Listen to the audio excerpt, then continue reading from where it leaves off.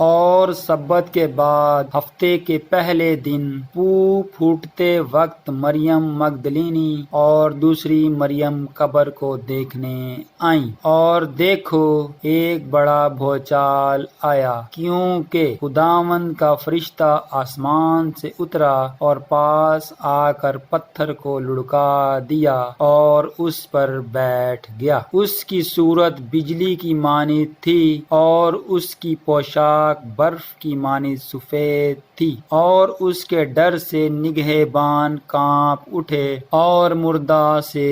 ہو گئے۔ فرشتہ نے عورتوں سے کہا، تم نہ ڈرو، کیونکہ میں جانتا ہوں کہ تم یسوع کو ڈھونڈتی ہو جو مصلوب ہوا تھا۔ وہ یہاں نہیں ہے، کیونکہ اپنے کہنے کے مطابق جی اٹھا ہے۔ آؤ یہ جگہ دیکھو جہاں خداوند پڑا تھا، اور جلد جا کر اس کے شاگردوں سے کہو کہ وہ مردوں میں سے جی اٹھا ہے، اور دیکھو وہ تم سے پہلے گلیل کو جاتا ہے، وہاں تم اس کو دیکھو گے۔ دیکھو میں نے تم سے کہہ دیا ہے۔ اور وہ خوف اور بڑی خوشی کے ساتھ قبر سے روانہ ہو کر اس کے شاگردوں کو خبر دینے دوڑی، اور دیکھو یسوع ان سے ملا اور اس نے کہا سلام۔ انہوں نے پاس آ کر اس کے قدم پکڑے اور اسے سجدہ کیا۔ اس پر یسوع نے ان سے کہا، ڈرو نہیں، جاؤ میرے بھائیوں کو خبر دو تاکہ گلیل کو چلے جائیں، وہاں مجھے دیکھیں گے۔ جب وہ جا رہی تھیں تو دیکھو پہرے والوں میں سے بعض نے شہر میں آ کر تمام ماجرا سردار کاہنوں سے بیان کیا، اور انہوں نے بزرگوں کے ساتھ جمع ہو کر مشورہ کیا